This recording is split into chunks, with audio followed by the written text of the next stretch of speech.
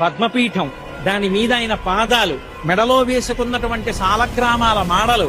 ఇలా ముందుకొచ్చినటువంటి వక్షస్థలం, శ్రీదేవి భూదేవి వాళ్ళకి చుట్టినటువంటి పుష్పాల మాలలు, మొలకి పెట్టుకున్నటువంటి నాగాభరణం, ఆ పైన ఈ చేత్తో పట్టుకున్నటువంటి చక్రం, ఈ చేత్తో పట్టుకున్నటువంటి శంఖం, ఇలా చూపిస్తున్నటువంటి వరదహస్తం, దాని నిండా వజ్రాల తాపడం, ఇందరికీ అభయం ములిచ్చు చేయి కందువకో మంచి బంగారు చేయి అని అన్నమయ్య పొంగిపోయినటువంటి ఆ చెయ్యి, సున్నా చుట్టినట్టున్న చిరునవ్వు నవ్వుతున్నటువంటి చిన్న గుంటటి మూతి, దాని కింద గడ్డం మీద కర్పూరపు మచ్చ, కళ్ళు ముక్కు కప్పుతూ పై వరకు పెట్టినటువంటి ఊర్ధ్వపుండ్రాలు, దాని మీద అంత పొడుగున వజ్రాలు తాపడం చేసినటువంటి కిరీటం, ఈ చేతి మించి అలా కిరీటం మించి ఇలా దిగినటువంటి పెద్ద తోమాల, ఆ స్వామి దివ్యమంగళ విగ్రహాన్ని పైనుంచి కిందకి, కింద నుంచి పైకి చూసి పరమ సంతోషాన్ని పొందాడు.